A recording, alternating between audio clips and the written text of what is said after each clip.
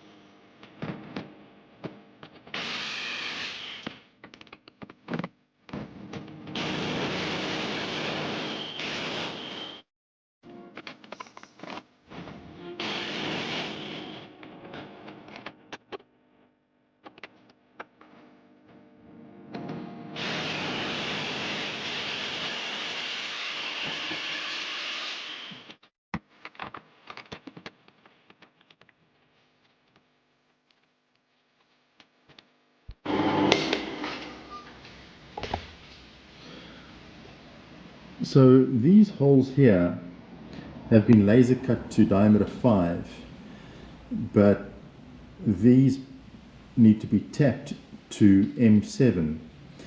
So the drill size for an M7 tap is 6 millimeters, and the reason why I don't laser cut these to 6 millimeter is because the laser tends to temper, or should I say to harden, that edge. So when you run the tap in, the chances of breaking the tap is pretty good. So all that I do is I run a drill bit through. I'd rather break a drill bit than break a tap, and then I'll just drill it out to a diameter 6.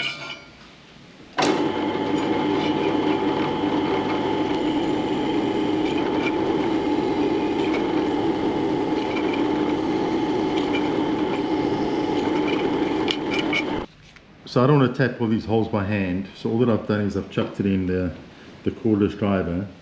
I've set it to screws, and then I've just engaged the clutch. So now what we're going to do is try and just tap as perpendicular to the surface as possible.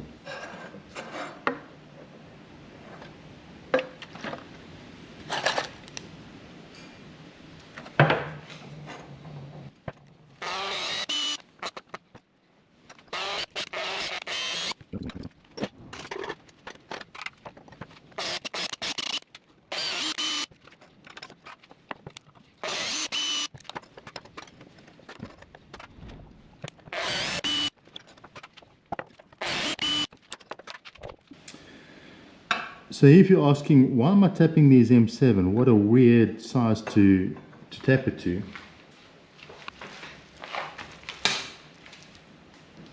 The reason is because I got these beautiful titanium bolts, and once they're cleaned up, I think they're going to look pretty cool. So all that I'm going to do now is feed them through and then put the nut on and then just weld the nut on.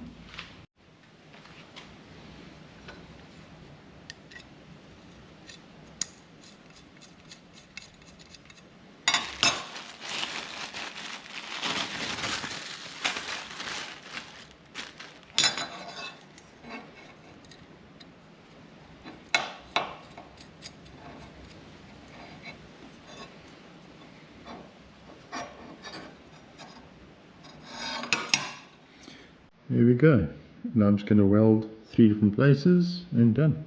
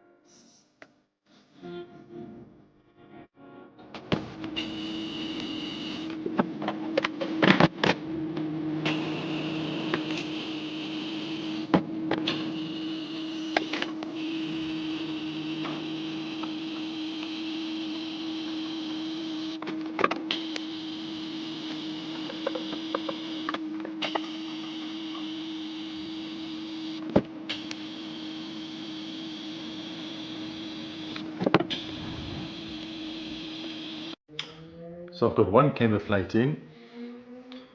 Now what we're going to do is do the other one.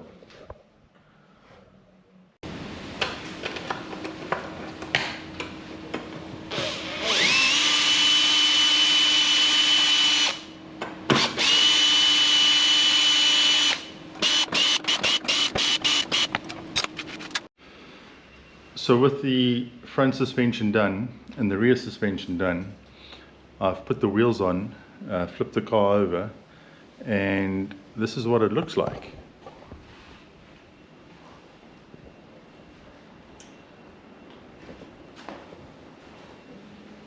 So as said before, everything's just tack welded together. Nothing's been finally welded. So it's just to check where the positions are and what needs adjusting, and how it works. So far I'm very happy with the back. This rear wheel needs a little bit of an adjustment. It's a little bit too far in, but it looks okay. The front I'm really happy with. The offset looks really good. But what I've also done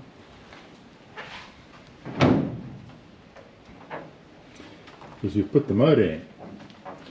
So at the moment it's just sitting on 2 engine mounts. The original TT mount, which is that one and that one.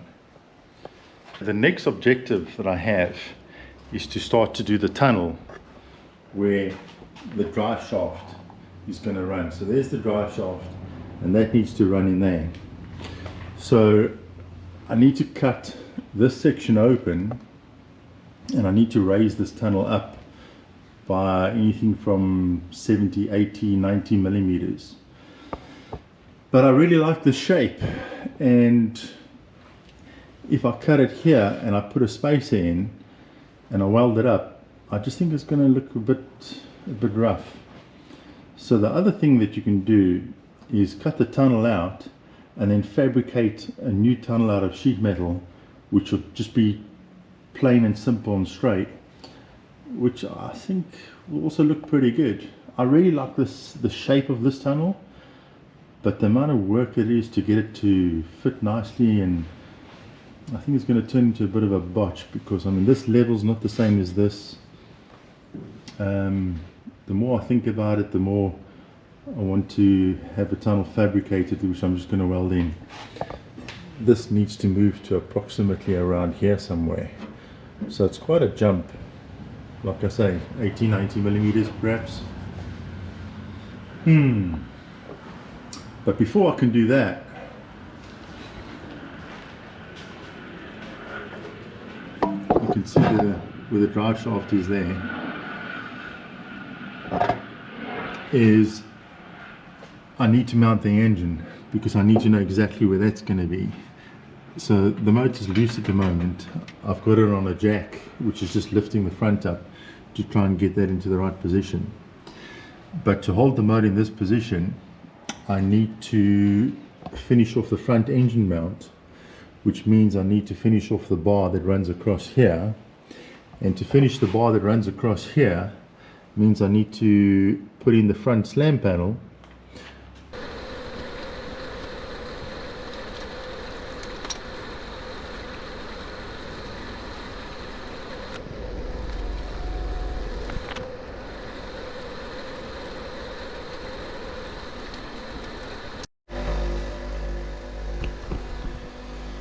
So just to explain what's going on here, I'm infusing, I'm drawing in from this side of the mold, and I'm infusing across the mold to the vacuum side, which is on that side. The port is over there, going into a little catch pot, which is then being pulled out through the pump. So my resin brake is on this line over here. So that means my flow media stops at this point, and then from there up to the vacuum channel is my resin brake. If you have your flow media run all the way up to your flow channel, your vacuum channel, then the epoxy will flow too fast and it'll start being drawn out into the catch pot. That's why you have a resin brake. You stop your flow media. I think it's quite hard to see, but it's right about there. So there's still a small little section here to saturate. Unfortunately there is a bit of bridging. You can see the bridging there, a little bit of bridging there, but hopefully it'll come out alright. A little bit of bridging there, some bridging over here. Not the end of the world, but we'll have to see tomorrow. There's a little bit of air that grew through here, but I'm hoping that won't affect the part. I don't think it will. I think there must have been a little leak here or something. The other important thing is not to switch it off too soon, because all those fibers are still being saturated. So I will actually leave it drawing for quite a bit longer, because all those fibers are being saturated in the stack. So I'll give it probably another 10 minutes or so.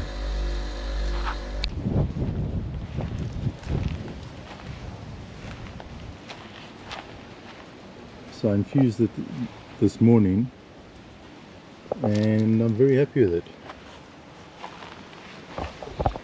So probably tomorrow I'll take it out and then I can position it in place and then start getting this cross member that runs across here where the third engine mount will sit, and then there'll be a fourth engine mount going from the gearbox onto the chassis. So I've got to do that first before I can cut the tunnel. But yeah, that is where we're at. That'll have to be a video for next time.